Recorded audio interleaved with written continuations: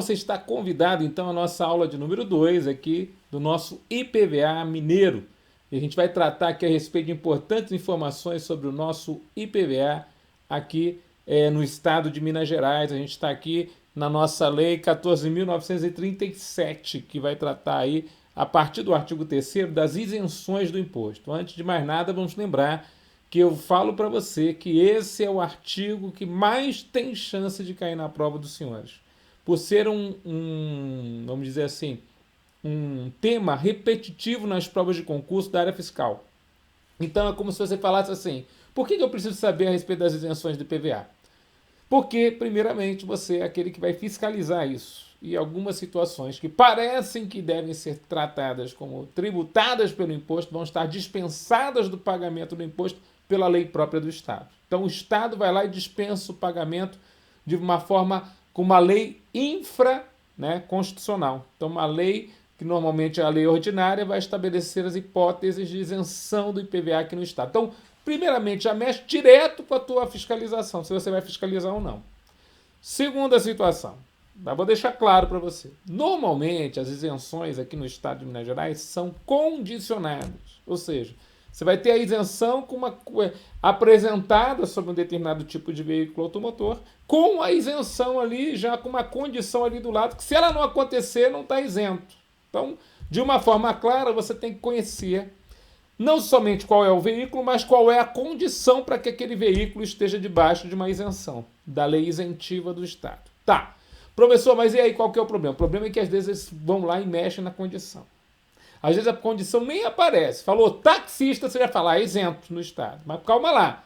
O taxista só vai ser isento de um veículo automotor, profissional autônomo, autorizado pela prefeitura a trabalhar. Quer dizer, tem um monte de condições para esse taxista estar sob isenção. O táxi, por exemplo, clandestino no Estado não vai ter a isenção, né? Veículo do turista, veículo da embaixada, trator. Então, cada tipo de veículo automotor vai ter aí um tratamento tributário e aí você vai ter que conhecer a condição e firmar a base na condição para você entender o que pode cair na prova, tá bom?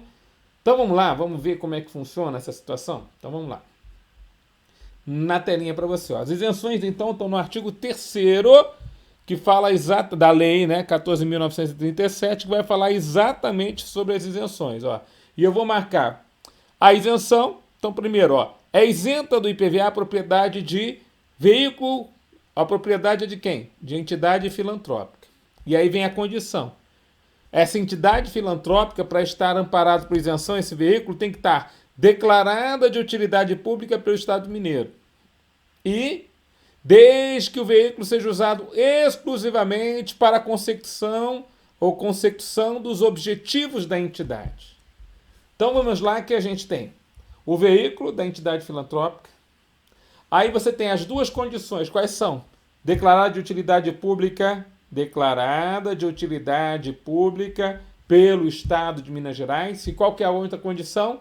Você tem que usá-lo exclusivamente para a consecução dos objetivos da entidade. Então a entidade, por exemplo, é uma entidade filantrópica que ajuda cegos. E aí tem um veículo automotor lá que ajuda o transporte das pessoas cegas para a entidade. Esse veículo vai estar isento do IPVA aqui em Minas Gerais, mas precisa que a entidade filantrópica seja considerada declarada de utilidade pública. Então ela tem que cumprir determinados requisitos que o Estado de Minas Gerais vai estabelecer para ela ser declarada de utilidade pública. Isso aí cai na prova. Então não é só ser veículo da entidade filantrópica, tem as condições. Tudo bem? E aí você vai ver que agora as isenções, maioria delas são condicionadas. Vamos ver outra?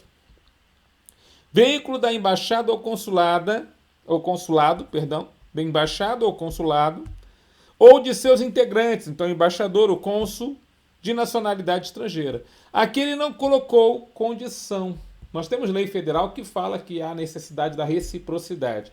A lei estadual não fala da necessidade de reciprocidade. O que é reciprocidade, professor? Reciprocidade é quando você fala assim, ó, eu só vou dar a isenção para o veículo automotor da embaixada aqui no Brasil se a minha embaixada lá naquele outro país também sofre o mesmo processo de isenção. Então existe o que nós chamamos da reciprocidade, né? O princípio da reciprocidade ou, a princípio, um tratado internacional de reciprocidade. Aqui na nossa lei estadual não foi citado essa reciprocidade. Ele só falou assim, ó, basta ser um veículo da embaixada, basta ser um veículo do consulado ou dos seus integrantes de nacionalidade estrangeira. Bom, aqui eu coloquei o número 1, tá vendo aqui, ó?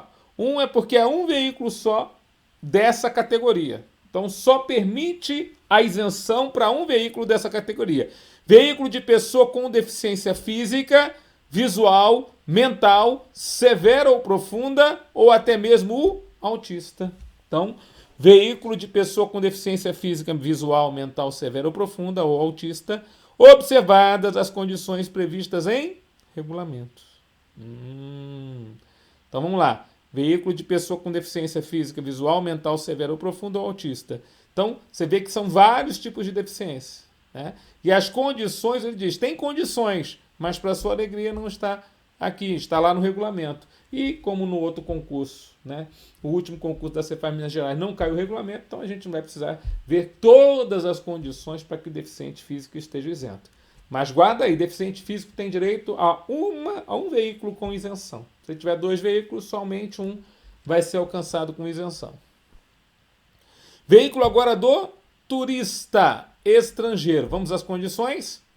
Enquanto ele permanece no país com aquele veículo, por período, olha o período máximo, nunca superior a 1 ano. Então, o veículo do turista que não fique aqui acima de 1 ano. E olha lá, desde que o tal veículo não esteja sujeito ao registro, nem matrícula, nem licenciamento no estado de Minas Gerais. Então, vamos lá. Quais são as condições para que o veículo do turista estrangeiro, né, esteja aqui amparado por isenção? Então, ele primeiro tem que ser o veículo do turista. Então, na realidade, ele tem uma origem estrangeira, né, ficou aqui de um período não superior a 1 ano e não foi obrigado a fazer registro, matrícula ou licenciamento aqui no estado. Fechou, está debaixo de isenção. Professor, apareceu na prova, veículo do turista 1 ano e 1 dia. Passou 1 dia, ele já deve ter que pagar o tributo, ou seja, deixa de estar isento. Tudo bem? A condição é 1 ano, né? Passou 1 ano e 1 dia, deixa de estar isento. Veja lá. 5. Veículo de motorista profissional autônomo. Olha o taxista aqui, ó. Que utilize para o transporte público de passageiros de categoria aluguel, táxi. Inclusive a motocicleta licenciada para o serviço de mototáxi. Então, tanto táxi como mototáxi estão amparados pela isenção do imposto. Veja, mesmo que adquirido com reserva de domínio ou sem reserva de domínio. Explica para mim, professor. Então, vamos lá, as condições para que o táxi... cuidado, tem o número 1 aqui na frente, ou seja, é só um veículo por motorista autônomo. Tudo bem? Caiu na prova agora da Cefaz Roraima. O pessoal foi lá e perguntou, ó, o cara tem 4 veículos licenciados. Qual que é a situação desses veículos? Então, a situação dos veículos, de acordo com a legislação roraimense, era de que um veículo estaria isento, os outros 3 teriam que pagar tributo. Ou seja, só era alcançada a isenção sobre um veículo. Aí, pasmem, aqui em Minas Gerais é a mesma coisa. Quer dizer, o camarada tem vários veículos automotores como profissional autônomo taxista, somente aquele que ele utiliza, um deles vai ter o amparo da isenção, porque é um veículo por profissional autônomo, né, autorizado a ser taxista. Então, quais são as condições desse profissional autônomo? Então, ele utilize para transporte de passageiros, primeira condição, é o veículo taxista, né, segunda condição, pode ser um mototáxi, então a possível terceira condição, adquirido com reserva de domínio, significa que ele está financiando o veículo junto ao banco. Então, o domínio fica com o banco e ele fica com a posse direta. Isso é reserva de domínio. É o que nós chamamos também de alienação fiduciária em garantia.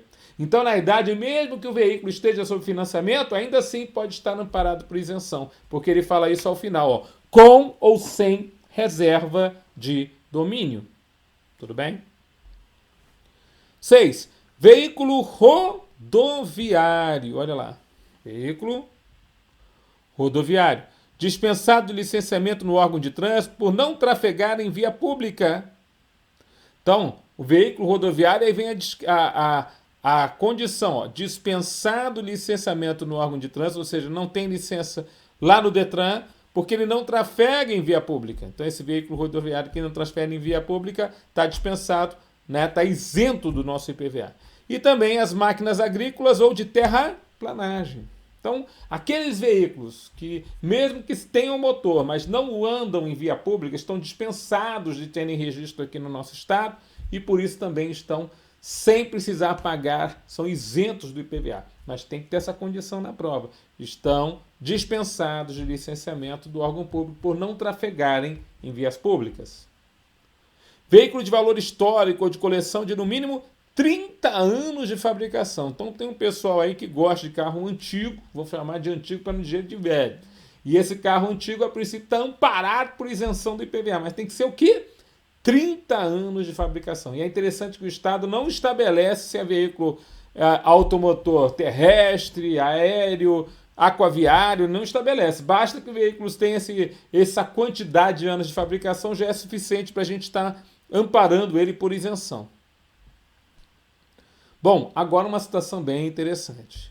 O Estado, via de regra, tem que prover a segurança. A segurança pública é matéria estadual, tanto é que as polícias civil e polícia militar são do Estado.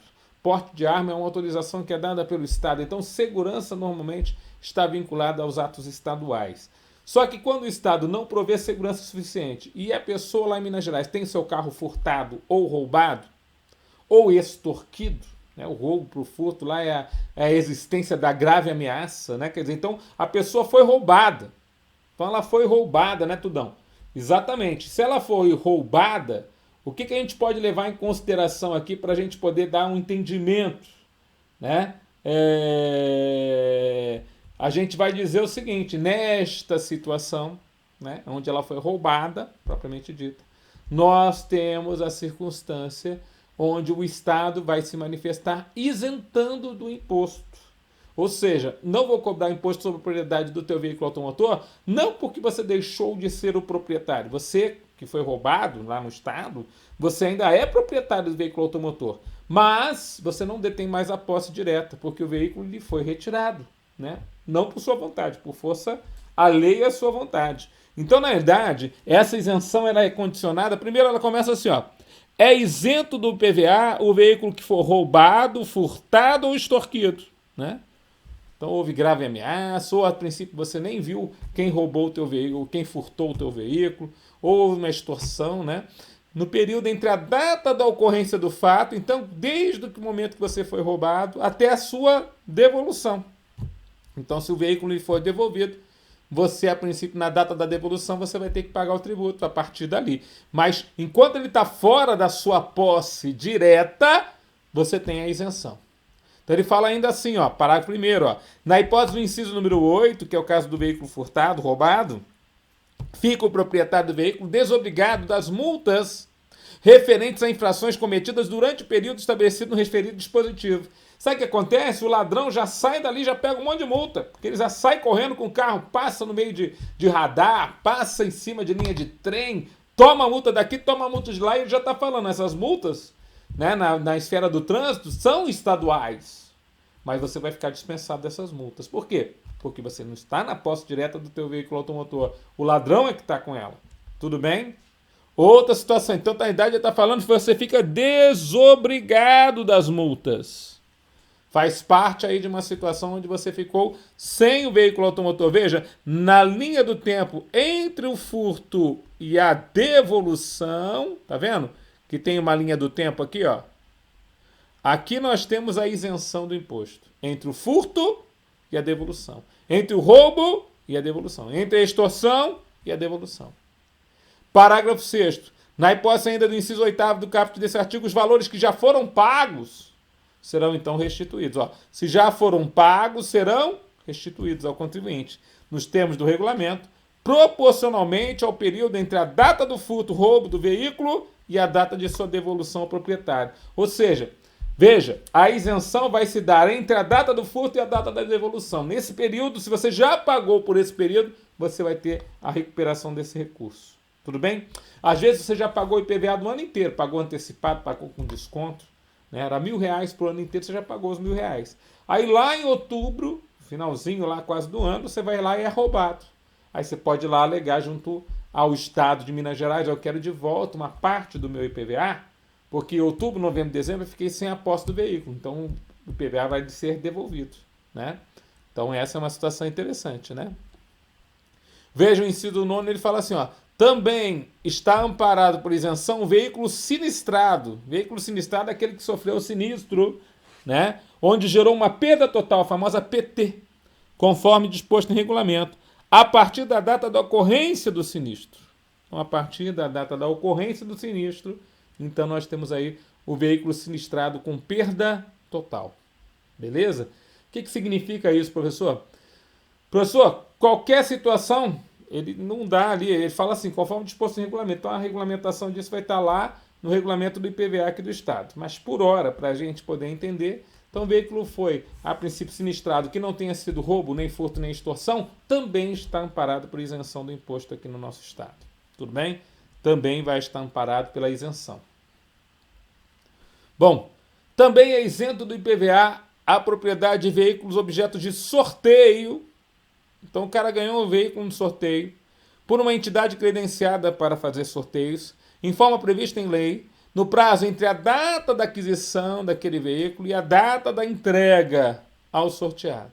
Então, entre a aquisição e a entrega, nós temos ali esse veículo que, a princípio, né, por exemplo, enquanto ela não está diretamente, você é o proprietário, você ganhou no sorteio, mas ainda não foi entregue. Então ainda está na instituição. Por exemplo, a Caixa Econômica Federal às vezes faz sorteio de veículo.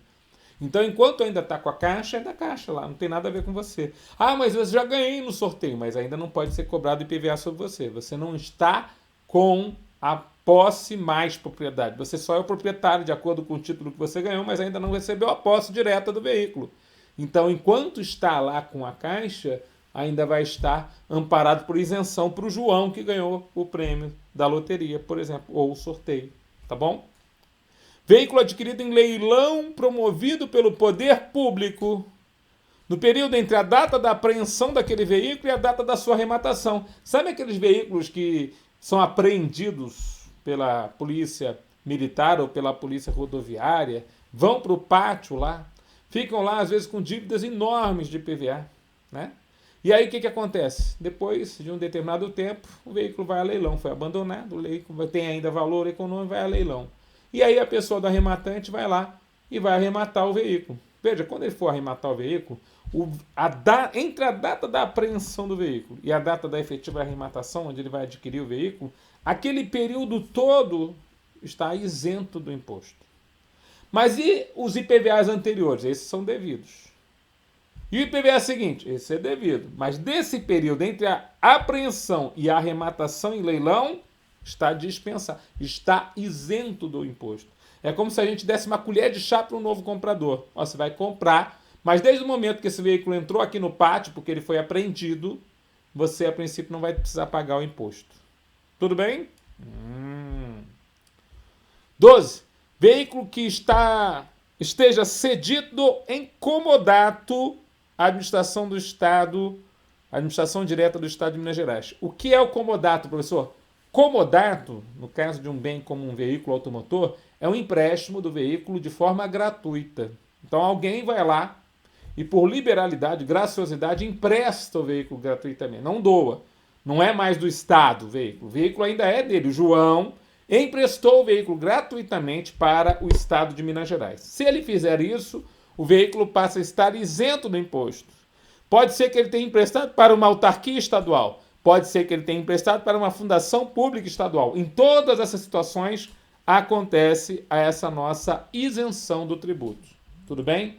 Em todas essas circunstâncias, acontece esta isenção propriamente dita do tributo.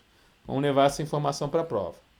O que mais que nós temos? Então, vamos continuar aqui com outras isenções. Na verdade, eu falo que é fácil de fazer questão aqui, são 19 isenções no Estado. Então é muito fácil, todas elas condicionadas, é muito fácil de cobrar isenção nessa prova. Tudo bem? 19 hipóteses de isenção, cheia de condiçãozinha, isso aqui, esse é o artigo preferido. Então se você falasse assim, professor Tudo, onde você aposta a questão da prova da Cefaz Minas Gerais? Eu espero, né, uma boa quantidade de questões na prova, vamos imaginar umas 20, 25, às vezes até 30, né? Peso 3, só alegria. E aí os caras meterem bastante questão de PVA, 3, 4 questões, como tem caído nos últimos concursos feitos pela GV. Tá bom? Bom, É isento do IPVA a propriedade de veículo usado cujo proprietário seja comerciante de veículos, inscrito no cadastro de contribuinte do Estado e o utilize como mercadoria em sua atividade comercial. Então, veja, é um veículo usado primeiro. O proprietário é um comerciante de veículos, então ele tem inscrição estadual, está no cadastro de contribuinte do Estado como contribuinte do ICMS e utiliza aquele veículo como mercadoria em sua atividade comercial. Então, na verdade, o que acontece? Existe, né, lei federal que diz que se você deixar um veículo em consideração, você só pode deixar aquele veículo em consideração no prazo de 30 dias. A partir de então, a loja tem que comprar o seu veículo. Mas olha que interessante. Se a loja comprar o seu veículo, ela está isenta do IPVA. Aquele veículo, para ela, é compra e venda, né? É mercadoria.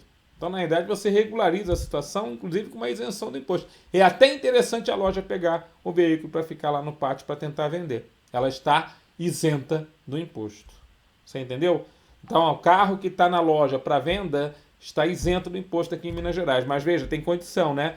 Ela tem que ser um contribuinte, ela tem que estar inscrita no cadastro de contribuinte, ela vai usar o veículo usado como mercadoria, ela não é, né? A gente não pode falar que aqui é o veículo pode ser novo, porque o veículo novo, quando ainda está no comerciante, nem nasceu o fato tirador do IPVA. Veículos novos só tem fato tirador do imposto a partir do momento que eles são adquiridos pelo consumidor final, usuário final. Não é verdade? 14. Embarcação cujo proprietário seja pescador profissional e a utilize em sua atividade pesqueira. Veja, embarcação cujo proprietário seja um pescador profissional e utilize em atividade pesqueira. Então veja quantas condições. Primeiro já vem quebrando uma dúvida. Se a embarcação não tivesse a incidência do IPVA, olha só que interessante, né? Se a embarcação não tivesse a incidência do IPVA, nós poderíamos pensar, né, que a princípio, mas a embarcação tanto tem incidência do imposto que ela tem isenção em situação especial. Então, em situação específica, nós temos a embarcação com isenção do tributo e a gente leva essa informação aqui para a prova. Tudo bem? E quais são as condições para que a embarcação esteja isenta da tributação? Embarcação cujo proprietário seja um pescador profissional e que a utilize em sua atividade pesqueira. Então, essa é a situação. Aeronave e embarcação, olha só que interessante. De novo, a aeronave agora sai da dúvida, né? Porque se a gente pensava, eu acho que as aeronaves não têm incidência do imposto, professor. Tem sim, só que em algumas situações elas estão isentas. Aeronave e embarcação com autorização para o transporte público de passageiros ou de cargas, comprovada mediante registro no órgão próprio. Aeronaves são registradas no Departamento Aéreo de Controle junto à Aeronáutica, né, no Brasil. E as embarcações são, a princípio, controladas pela Capitania dos Portos junto à Marinha Brasileira. Né? Então, quer dizer, cada um desses itens aí tem as suas situações aí para verificação, inclusive. Né? Quer dizer, seu registro próprio. Então, se essas aeronaves ou embarcações estiverem fazendo transporte público de passageiros ou cargas, poderão estar dentro da isenção. Locomotivas, olha outro item, ó. Esse é interessante, né? Não tem nenhuma condição. A locomotiva, por ser locomotiva, está amparada por isenção do IPVA aqui no Estado. Veículo de motorista profissional autônomo, ainda que gravado com ônus da alienação fiduciária, então aquele veículo que a princípio é do profissional, mas pode a princípio estar sendo comprado de forma a prazo, por isso a alienação fiduciária. Ou o veículo que está na sua posse em decorrência de um contrato de arrendamento mercantil, ele é um arrendatário, está arrendando o veículo. Ou de um leasing, por ele celebrado, desde que utilizado para o serviço de transporte escolar, prestado por uma cooperativa ou sindicato, ou contratado pela própria prefeitura do município mineiro, individualmente ou por meio de cooperativa ou sindicato. Olha só que interessante, né? Então, aquelas vans escolares pode ser própria do profissional autônomo, pode ser arrendada, pode ser em alienação fiduciária, essa van também está, desde que ela a princípio seja de uma cooperativa, de um sindicato ou vinculada à prefeitura, ela está, né, destinada a ser isenta do IPVA mineiro. Então tem todas as condições para a van escolar estar isenta do imposto. 18. Veículo pertencente ou cedido em comodato, a gente já viu que comodato é um empréstimo gratuito. Pertencente é da própria unidade. A empresa de assistência técnica e extensão rural do Estado de Minas Gerais, a Emater. Guarda esse nome. Então a Emater tem seus veículos, ou aqueles que lhes são cedidos em comodato, isentos do imposto. E a empresa de pesquisa agropecuária de Minas Gerais, a EPAMIG. Então as duas estão amparadas aí pela isenção. Bom, a última isenção que nós temos, inciso 19, veículo novo fabricado no estado de Minas Gerais. Nós temos a fábrica da Ford lá, né? A fábrica grande que nós temos, né? No estado de Minas Gerais, né?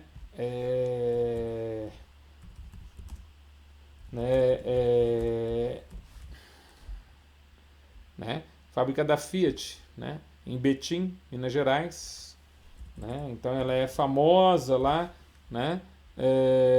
Barbacena teria a fábrica, né, da Ford, né? Então na verdade nós temos fábricas importantes de veículos automotores aqui no estado de Minas Gerais. E aí ele fala assim: veículo novo fabricado no estado cujo motor de propulsão seja movido a, aí vem lá, né, gás natural ou energia elétrica. Olha só que interessante. E veículo novo híbrido, fabricado no estado de Minas Gerais, que possua mais de um motor de propulsão, mas quando pelo menos um deles for movido a gás natural e energia elétrica. Eu acho interessante essa forma interventiva do Estado. Dá para perceber nitidamente que essa isenção tem um caráter extrafiscal. De alguma forma você quer poluir menos o ar, né? Fazendo com que combustíveis como gás natural, que é menos poluente, e a própria energia elétrica possam ser privilegiados com isenção, desde que o veículo tenha sido fabricado no estado de Minas Gerais. Então, quem compra esse tipo de veículo, né, que tem lá o kit gás ou que tem lá a energia elétrica, veículo híbrido, acaba se dando bem aqui, no caso, quanto ao pagamento do IPVA. Tá bom? Então, essa é a última das 19 isenções que nós vimos aqui do nosso IPVA. A isenção prevista no nosso artigo 19 estende-se, no caso aí do gás natural e do veículo híbrido. No caso de veículo fabricado no estado, cujo motor de propulsão seja movido a gás, ao exercício seguinte ao da aquisição do veículo, do referido veículo. Ou seja, ele não vai estar isento somente naquele determinado, né? Ele está falando que não vai ficar isento somente no ano de aquisição, mas também no ano seguinte, ó, no exercício seguinte ao da aquisição do referido veículo. Então, se ele comprar o veículo, por exemplo, em 2020, veículo novo, fabricado em Minas Gerais, ele ficou isento em 2020 e 2021. O Poder Executivo vai disciplinar em regulamento as hipóteses em que seja necessário reconhecimento das isenções aqui citadas e formalidades a serem observadas para sua concessão. Então, via de regra, as isenções que nós estamos citando aqui, a maioria delas são isenções que a gente diz que tem um caráter individual. Então, a autoridade responsável que vai, por despacho administrativo, conceder a isenção caso a caso, mediante o cumprimento de condições que o regulamento vai citar. Tá bom? Mais adiante, aqui no parágrafo 3º desse artigo, ele fala assim, ó, caso os bens a que se refere os incisos 5 e 17. Então, ele está falando aqui, ó, o 5 é justamente aquele que trata a respeito do taxista. O 17 é o que fala a respeito aqui dos cooperativados ou sindicalizados no transporte escolar. Então, tanto o taxista quanto o transporte escolar, que venham a retornar para credor alienante fiduciário, no caso o banco, ou para o arrendador, esses veículos, esses então responderão pela quitação de crédito IPVA, cujo fato gerador tenha ocorrido no exercício em que se verifique o retorno. Então, por exemplo, eu estou adquirindo em arrendamento mercantil e durante aquele período do arrendamento eu não paguei o IPVA porque está arrendado para um taxista. Mas o taxista vai lá e devolve ao arrendador. Então, daquele ano que ele devolver, o IPVA é devido pelo arrendador. Não pelo arrendatário, mas pelo arrendador. Então, é o que ele está falando aqui, né? Observada a proporcionalidade. Então, é o período que vai ser essa devolução. Então, se for devolvido na metade do ano, metade do IPVA vai ser devido. Eu fiquei de janeiro a julho, professor, de janeiro a junho, mês 1 ou mês 6, como taxista aqui em Minas Gerais. mas o meu veículo era arrendado, nem paguei o IPVA no começo do ano, mas vou devolver agora no contrato de arrendamento. Então, quando você vai devolver, metade do IPVA devido pelo arrendador. Tudo bem? O arrendamento era sob a condição de que estava na posse do taxista. Veja lá, nas hipóteses dos incisos 3 e 5, então a gente já falou a respeito do deficiente físico, a gente está falando aqui a respeito do taxista, a isenção alcança a propriedade de apenas um veículo. Então só um veículo do deficiente, só um veículo do taxista são amparados pela isenção. Na hipótese do inciso 5, que é o taxista, quando se tratar de um veículo gravado com cláusula de reserva de domínio em favor de um terceiro, né? A isenção somente se aplica se o adquirente beneficiário não for o proprietário nem tiver na posse de um outro veículo alcançado pela isenção. Então, na idade, o taxista só vai poder conseguir a isenção num veículo só, mesmo que tenha cláusula de reserva de domínio. Se a princípio já tem um veículo isento, não pode alcançar outro, né? Então, é o que ele fala. Então, essa é a situação aqui do parágrafo seguinte. Bom, na hipótese do inciso 3, estou falando de deficiente físico novamente. A isenção aplica-se ao veículo automotor novo, com preço de venda ao consumidor sugerido pelo fabricante, incluídos os tributos incidentes, não superior ao previsto em convênio para a isenção do ICMS, quando a saída for destinada à pessoa com deficiência. Então ele está falando que o veículo novo, que foi adquirido com o preço dado pelo fabricante, né, tem atributos incidentes ali, mas no caso aí, para o deficiente físico vai estar amparado pela isenção. Mas também o deficiente físico tem o direito a ter a isenção do veículo quando for automotor usado, com base na base de cálculo prevista em tabela anual de incidência do IPVA, previsto pela Secretaria de Estado da Fazenda até o limite estipulado no inciso 1. O que significa isso, Tudão? Significa que a nossa isenção vai ser dada de acordo com uma determinada base de cálculo. No veículo novo, é uma base de cálculo que a princípio entram lá os tributos relacionados àquela determinada aquisição, né? Até um valor estabelecido em convênio para a isenção do próprio ICMS. Então, o cara vai estar isento do ICMS naquela aquisição e numa determinada base que a princípio vai ser estabelecida, tipo, aqui no nosso estado, até 50 mil reais você está isento. Então, se ele comprou um veículo até 50 mil reais, vai estar dentro da isenção. E vai estar amparado pelo IPVA também. A mesma coisa acontece se o veículo for usado, mas aí não é o valor dado na nota fiscal junto com os impostos incidentes. Vai ser o valor que a princípio é dado em tabela, porque quando o veículo é usado, todo ano o Estado tem que emitir uma tabela de base de cálculo de IPVA. Vou falar de novo. Quando o veículo é usado, todo ano o Estado estabelece uma tabela da base de cálculo do IPVA. Então a gente guarda essa tabelinha para a gente poder levar para a prova. Tá legal? Bom, fechamos então aqui importantíssimas informações. Você vê que o artigo 3º é um artigo longo, né? Que trata só das isenções do nosso IPVA. Beleza? Guarda isso. São 19 isenções, importante para levar para a prova as condições. Você vai ler esse artigo várias vezes, né? Se possível, ouça a nossa aula em áudio que a gente gravou para vocês, né? Para a gente poder treinando isso aí na cabeça, guardando essas informações, porque às vezes essas coisas de decoreba, o legal é você ouvir e deixar o seu cérebro guardando. Ler e ouvir, você duplica aí a velocidade. Então você está lendo e está ouvindo a minha voz ali. Está guardando aquela informação. Tem que ser assim, né? E aí depois você vai lá para as questõezinhas, né? Que a gente vai bolar lá de, né, certo, errado, certo, errado, certo, errado, para você poder treinar também de uma forma mais ativa. Bom, agora a gente vai para um outro aspecto do fato gerador do nosso IPVA mineiro, que é o quem. Quem é que deve pagar esse tributo? É claro que o fiscal da Receita do Estado tem que conhecer o sujeito passivo. Seja o sujeito passivo direto, porque é aquele que tem relação pessoal e direta com o faturador, então é o proprietário do veículo. Então a gente tem que saber qual é a residência, qual é o domicílio do proprietário do veículo para saber para onde é devido esse tributo. Seja o sujeito passivo indireto, que aqui no nosso estado de Minas Gerais você vai ver que o sujeito passivo indireto tem uma relação importantíssima de responsabilidade, que é o efeito da responsabilidade solidária. O que é a solidariedade, professor?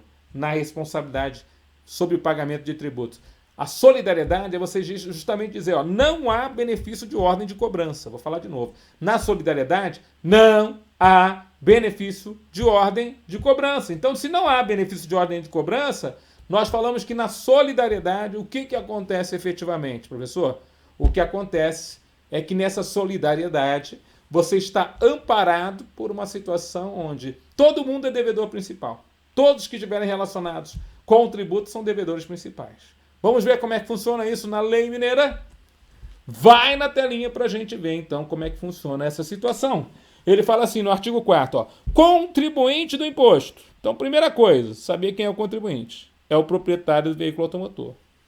Então, quem detém a propriedade, quem está no título de proprietário, é o contribuinte do IPVA aqui no estado de Minas Gerais. Você consegue guardar isso? Então, quem detém a propriedade é o contribuinte do imposto aqui no estado de Minas Gerais. Fechou? Entendi tudo.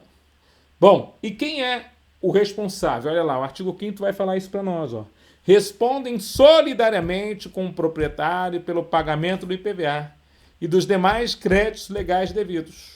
Então, respondem de forma solidária com o proprietário pelo pagamento do IPVA e demais créditos, acréscimos legais devidos. Então, quem são esses que respondem? Veja lá, quem que é esse? Devedor fiduciante. Então, na alienação fiduciária, nós vamos ter lá um fiduciante, que é aquele que, a princípio, né, junto com a instituição financeira, vai fazer a fidúcia, vai fazer a garantia. Então, você tem o banco, que é o fiduciário, você tem o comprador, né, o João, que contratou o banco para fazer a fidúcia, para fazer a garantia. Então, os dois são solidários. Não importa se, a princípio, aquele veículo automotor que está em alienação fiduciária deixar de pagar o IPVA aqui para o Estado pode escolher o João, pode escolher o banco. Né? Eu fiz lá no Banco Santander, o meu... Então você pode ter uma auto-infração lavrado contra o Santander e uma auto-infração lavrado como solidário contra o João. Os dois. O arrendatário também. No contrato de arrendação mercantil, ele fica junto com o arrendador, ou seja, eu posso cobrar tanto do arrendador quanto do arrendatário. Então, o arrendador é aquele que detém o domínio. O arrendatário detém a posse. O Estado não está nem aí. Vai cobrar dos dois. De forma solidária. O comprador, no caso de um veículo objeto de reserva de domínio. Então, quem comprar um veículo que está, a princípio, alienado a um terceiro, esse comprador, esse novo adquirente, vai ser responsável solidário. E é claro o seguinte, né? Quem compra ativo mais passivo. Professor, você acredita? O cara comprou um veículo automotor cheio de dívidas de IPVA lá em Minas Gerais. Pois é. Então ele comprou o veículo e comprou as dívidas também. Vem tudo junto no pacote. Você entendeu? Vem tudo junto no pacote. E isso acaba sendo uma situação importante para que você lembre para a prova. O alienante, olha só, o vendedor também se torna responsável solidário. Quando? Quando ele não comunicar ao órgão de registro a venda do veículo. Ou seja, não comunicou ao Detran de Minas Gerais a venda do veículo. Em relação aos fatos geradores ocorridos entre o momento da venda ou da alienação e o momento do conhecimento da alienação, né? Pela autoridade responsável. Tem entre o momento da venda e o momento do conhecimento, né? Pela autoridade responsável, né? Então, isso é muito importante aqui para a gente poder levar para a prova, né? Então, o que acontece? Então, quem vende e não comunica ao Detran a venda, continua se tornando, continua ficando como responsável. Ele já era contribuinte do imposto dos IPVAs anteriores à venda. Se torna responsável solidário dos IPVAs posteriores à venda, porque ele não comunicou ao Detran. Não se livrou dessa bola de ferro aí. Tá certo? A seguradora ou a instituição financeira que deixou de prestar as informações de que trata o artigo 16A em relação à embarcação ou aeronave não informada. Então, veja, seguradora faz a segurança, né, faz o seguro das embarcações e aeronaves. Os bancos fazem seguro de embarcação e aeronave, tem que informar essas informações para a Secretaria da Fazenda aqui mineira. Senão, eles estão ali amparados por a obrigação de serem responsáveis solidários. E banco não quer pagar o imposto de dono de veículos automotores, né? Olha só. Artigo 6º. O adquirente do veículo responde solidariamente com o proprietário anterior pelo pagamento do IPVA e dos acréscimos legais vencidos e não pagos. Ou seja, quem adquire o veículo também tem solidariedade por aquilo que ele está adquirindo. Quem compra, olha só a máxima lá, ó. Quem compra, compra o ativo, mas também vem junto o passivo. Então eu compro o veículo automotor e compro as dívidas de PVA. Vamos lembrar que o artigo 131 do CTN só lembra para nós que só dá para se livrar das dívidas anteriores de impostos se for bem imóvel, quando você pede a CND. Lembra disso? Certidão negativa de débito. Então você pede a CND, você se livra dos débitos anteriores. Mas isso é só para bens imóveis. Para os bens móveis não tem jeito não. Quem compra, compra ativo mais passivo. Essa é a máxima do direito tributário que é trazida aqui para a nossa legislação. Tá bom? Então guarda isso aí. Parágrafo único. O disposto no caput desse artigo. Aí vem uma exceção, né? Então, o adquirente se torna solidário. Não se aplica ao adquirente se o veículo for vendido em leilão promovido pelo poder público. Então aqui é uma situação excepcionalíssima. Por quê? Porque o veículo vai ser vendido em leilão promovido pelo poder público e justamente porque ele está sendo vendido em leilão promovido pelo poder público vai estar amparado por essa situação relacionada ao nosso IPVA. Então ele vai estar amparado por uma isenção relacionada aí ao... Não é nem isenção, né? Eu não vou, a princípio, cobrar desse veículo em leilão, porque no próprio ato de ele fazer o lance, o lance ou lanço, porque as duas formas estão corretas, se você for ver no português. Mas o lance, né, ele faz o lance lá, a arrematação é feita e sobre o preço da arrematação já tem IPVA para ser pago ali, está ali dentro, né? Ele não vai pagar a mais ou por fora daquilo que ele vai ter que, a princípio, fazer o pagamento pelo veículo. Tudo bem? Então não tem outro imposto a ser pago a não ser aquele que já está dentro do preço. Então veja, quando ele fala não se aplica ao adquirente do veículo vendido em leilão, é porque o veículo vendido em leilão vai ser o preço de arrematação. E dentro desse preço, é claro, já vai estar o pagamento do imposto. Bom, agora a gente vai começar a tratar a respeito do outro aspecto do fato tirador do IPVA. Interessante que a aula lá desenvolve rapidamente os aspectos do fato tirador, porque o imposto de IPVA é pouquinha coisa para a gente estudar.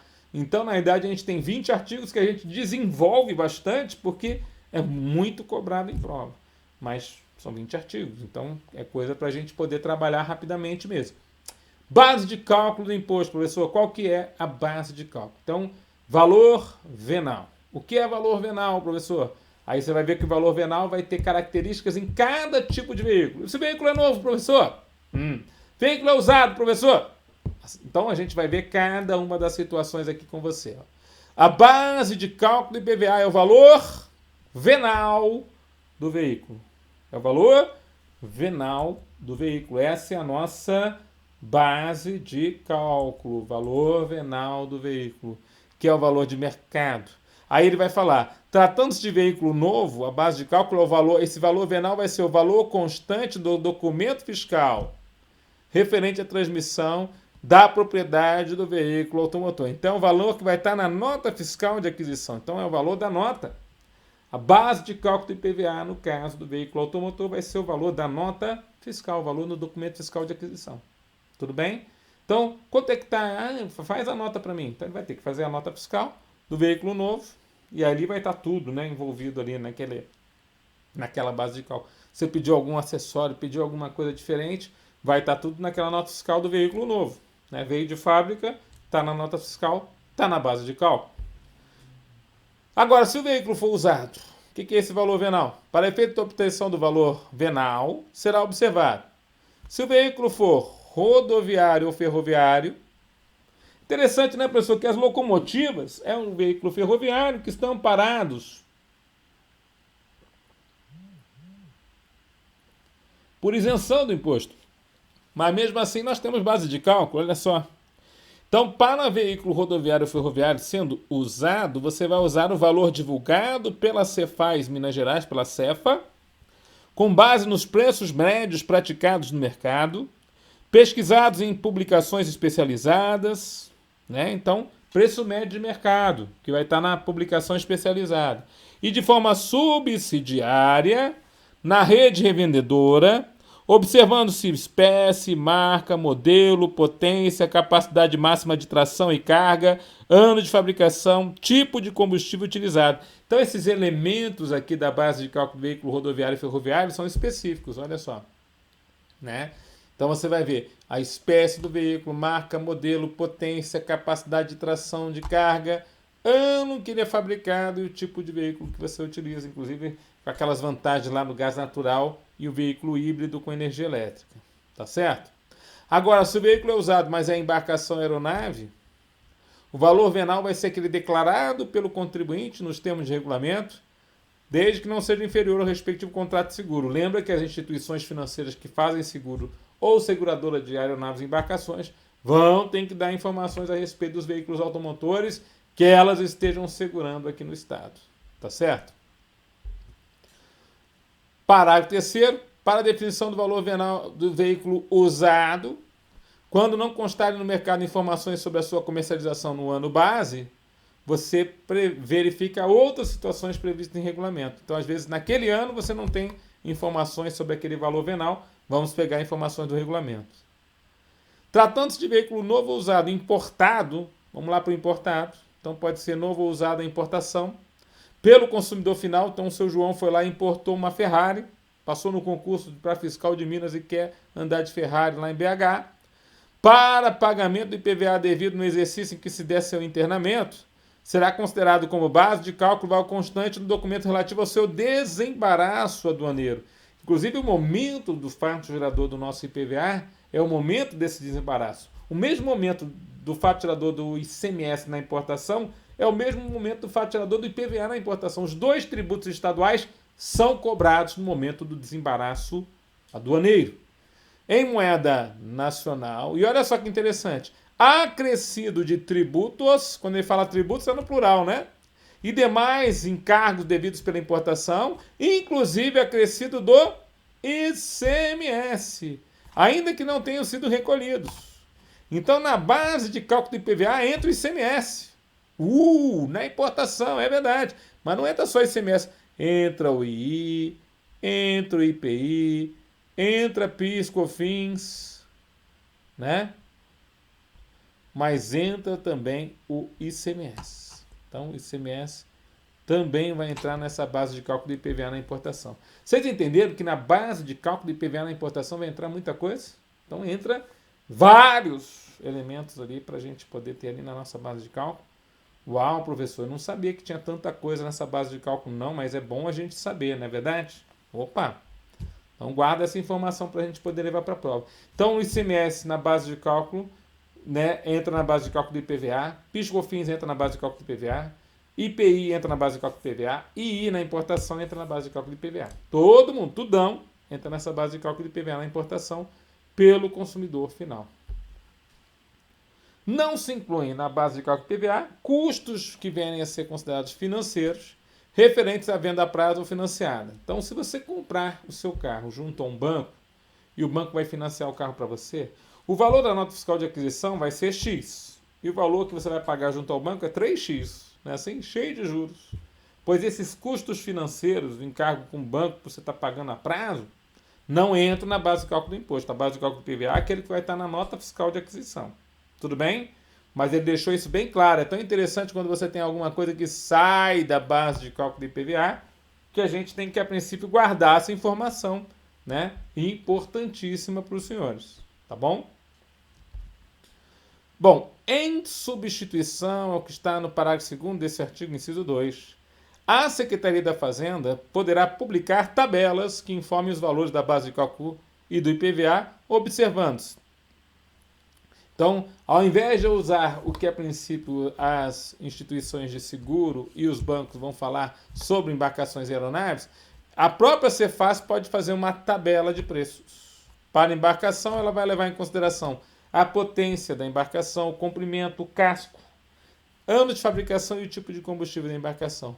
Para aeronaves, ela vai usar peso máximo de decolagem e ano de fabricação. Então, a própria Cefaz, né, claro que ela vai se utilizar de dados que vai pegar junto a outros, né, outras determinadas situações, a própria Cefaz pode se utilizar dessa circunstância de ela mesma fazer uma tabela para naves em embarcações aqui no estado. Tá bom? Não sendo apresentada a documentação a que se refere nos parágrafos 1º a 4º do artigo 7º, ou se nela constarem valores notoriamente inferiores. Então o camarada foi lá e apresentou um valor bem baixo para aquela base de cálculo ao de mercado. A base de cálculo será o valor atribuído ao veículo pela autoridade fazendária. Então a gente está aqui diante de uma situação do arbitramento. Então pode ser que a própria autoridade fazendária se utilize do arbitramento se o valor que for apresentado a ela for notoriamente é aquilo que realmente tem grande chance de estar errado, né? Notoriamente inferior ao de mercado, né? Então será o valor atribuído ao veículo pela autoridade fazendária observado disposto em regulamento. Tudo bem, arbitramento? A Secretaria de Estado da Fazenda fará publicar tabelas que informem os valores da base de cálculo do IPVA, referentes aos veículos de que trata o inciso 1 do parágrafo 2º do artigo 7º. Então, ela faz publicar tabelas para os veículos automotores, né? Na hipótese do parágrafo 7º do artigo 7º e do caput deste artigo, é assegurado ao contribuinte a apresentação de um recurso. Então, olha só, sempre é garantia da ampla defesa, né? Se o contribuinte não aceitar o arbitramento feito pela Secretaria da Fazenda, ele tem como discordar? Tem. Ele tem a ampla defesa ao lado dele. Então, ele tem que fazer a discordância, ele tem um prazo de 15 dias úteis para discordar do prazo, né, do valor que está, a princípio, apresentado na tabela. Então, a tabela é feita pelo Estado. Ele está discordando do valor da tabela, então ele tem 15 dias úteis para apresentar essa discordância. Tá bom? Na hipótese de uma decisão favorável ao recurso do contribuinte, ocorrida após a data do vencimento da primeira parcela ou da cota única com desconto, então, ele teve uma decisão favorável, mas só foi após a data de vencimento da primeira parcela, ou seja, ele já pagou. Fica assegurado ao contribuinte o prazo de 10 dias contado da ciência da decisão para o pagamento, ainda com benefícios, provavelmente, de redução desse valor. Porque se a princípio ele teve uma decisão favorável após a data, ele vai perder a data de pagamento, perdeu a data de pagamento, com benefício de redução do valor, né? Porque quem paga naquela parcela única até um determinado prazo tem uma redução do valor do IPVA aqui no estado de Minas Gerais. Então ele perdeu essa data porque estava esperando o julgamento. Foi favorável a ele, ele recupera a data e recupera a oportunidade de pagar com aquela redução que os demais contribuintes tiveram. Tudo bem? Então é isso que ele quer dizer aqui no artigo 9º, no parágrafo 2º. Galera, para a gente, a princípio, tratar do aspecto quantitativo do fato gerador do IPVA, ou seja, saber o quanto é devido, e aí vem para um outro tipo de problema nas provas de IPVA, que é o cálculo do tributo.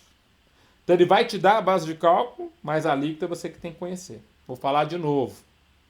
O avaliador da FGV, ele vai te dar a base de cálculo, mas é a alíquota você que tem que conhecer a alíquota. Então, toma cuidado. Essa situação acaba sendo extremamente importante.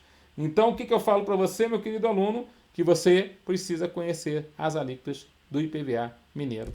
Tá bom? Artigo 10 da lei do IPVA. As alíquotas do IPVA são, olha lá, 4% é a genérica. Você pode colocar isso aí? É a genérica. Por que genérica, professor? Porque ele já fala até no texto. Olha lá o que ele fala. 4% para veículos automotores não especificados nos demais incisos desse artigo. Então, o Estado de Minas Gerais tem uma alíquota de 4% para demais veículos automotores, que não foram especificados nos que vêm mais adiante. 3%, aí vamos lá, alíquota de 3%. Para quem? Para furgão, sabe aqueles furgões comerciais? E caminhonete de cabine simples, exceto a de cabine estendida. Então, já temos uma alíquota diferente aqui, né? De 3% para furgão e caminhonete de cabine simples. O que mais? Aí vem a grande situação de guerra fiscal. Como assim, Tudão? Tem guerra fiscal entre os estados a partir... Tem sim guerra fiscal. Como assim? Temos guerra fiscal. Por quê, professor? Porque os estados, a princípio, ficam brigando entre si para quem, a princípio, vai colocar mais veículos automotores com pagamento de IPVA para o seu estado. E como é que eles fazem isso? Guerra fiscal entre os estados para atribuir uma alíquota bem reduzida, principalmente para as grandes frotas de veículos objeto de locação, né? Inclusive, Minas Gerais é a sede de uma empresa muito grande de locação que se localiza lá, que a princípio está em todo o território brasileiro e muitas vezes usava essa alíquota de 1% para poder fazer toda a frota ficar com placa em Minas Gerais. Só que ela usava veículos também em outros estados. Isso dava uma baita confusão. Gerou muita autuação sobre empresas, né, gerais, né, que a princípio usavam um veículo no estado com placa em outro estado, por causa dessa guerra fiscal.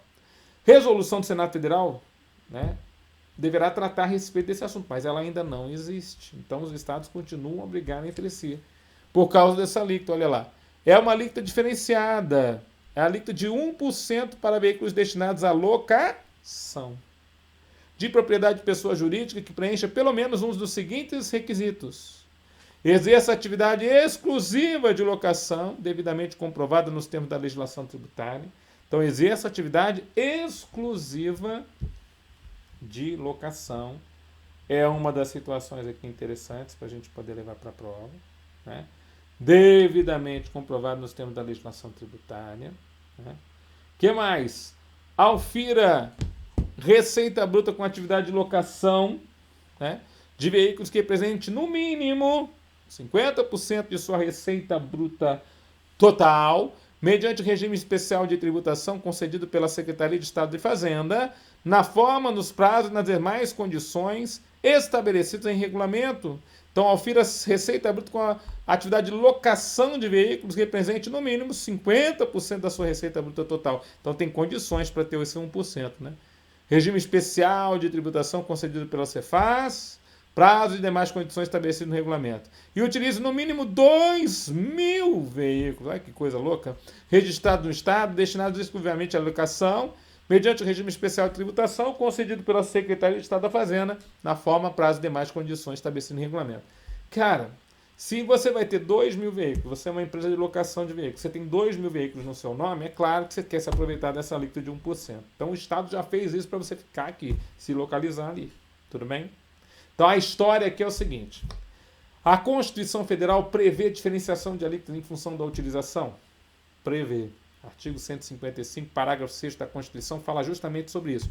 A Constituição prevê diferenciação de alíquota em função da utilização. Ou seja, um veículo comum no estado de Minas Gerais pode ter alíquota de 3%, como a gente viu, o furgão. Mas se ele for objeto de locação, a alíquota vai para 1%.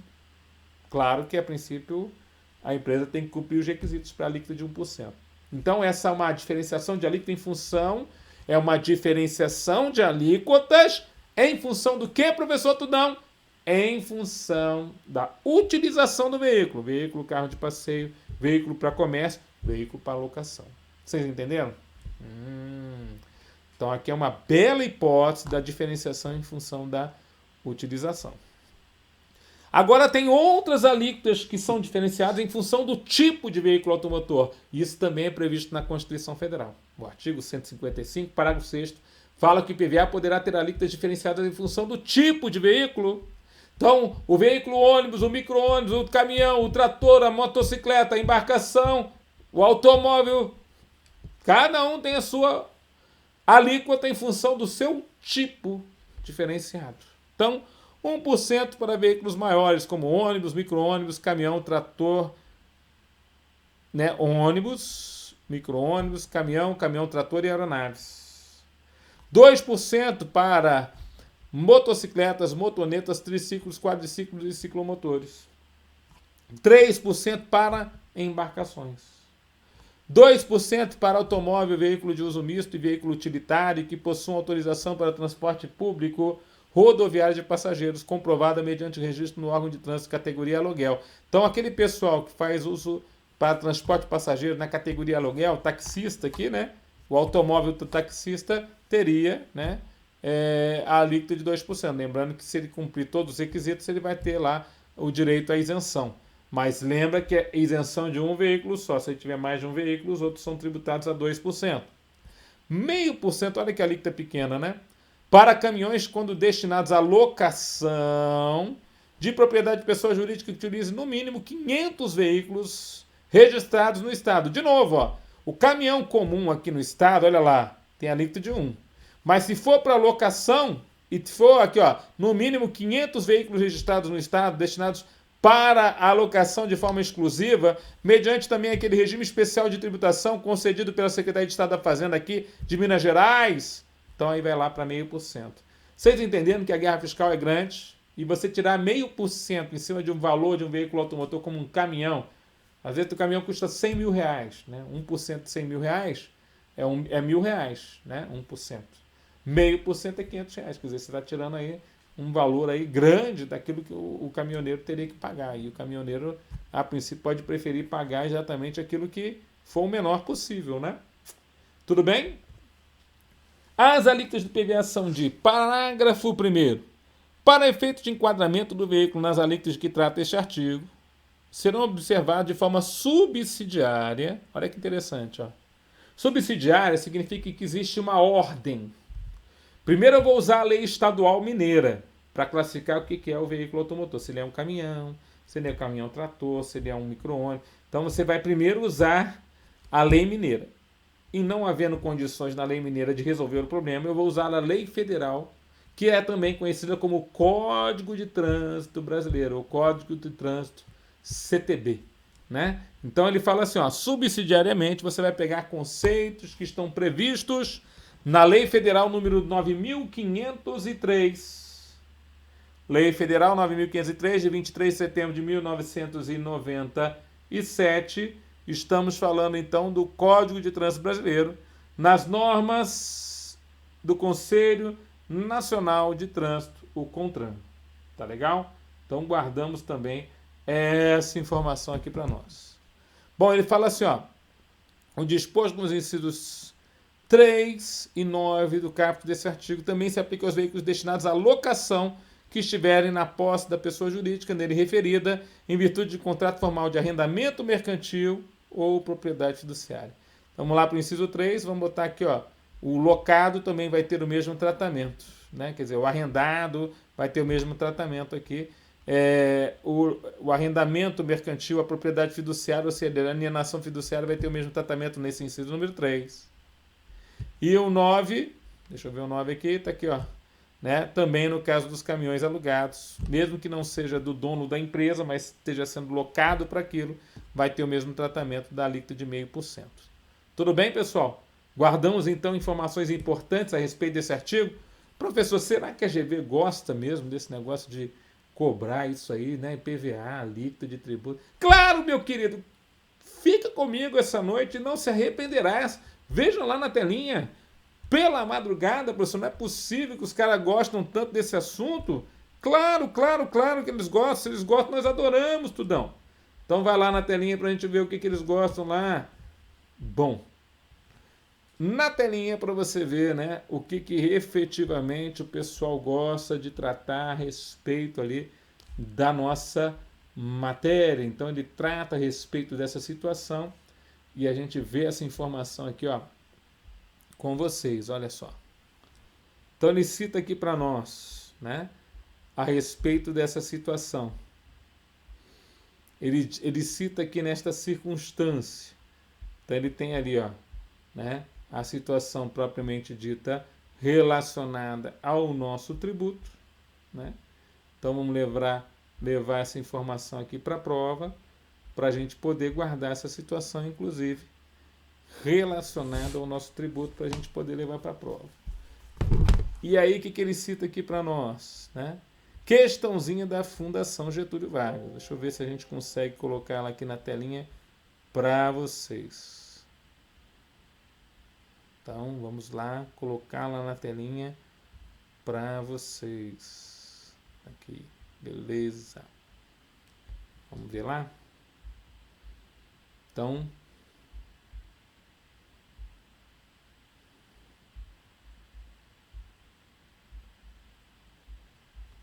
colocá-la aqui na telinha para vocês.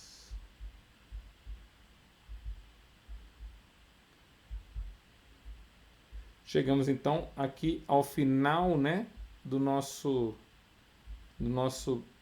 nossa informação aqui a respeito do nosso imposto, propriamente dito, né? Na nossa alíquota do tributo, que eu acho que é uma parte importante aqui para a gente conhecer e levar para a prova. Mas eu vou encerrar esse bloco aqui, então, né?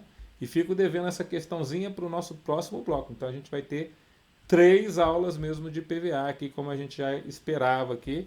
Pela quantidade de matéria, a gente tem bastante coisa aqui para apresentar para vocês. E eu acho importante que a gente possa levar essa informação aí para as provas, tá bom? Fiquem com Deus, bons estudos e até a próxima.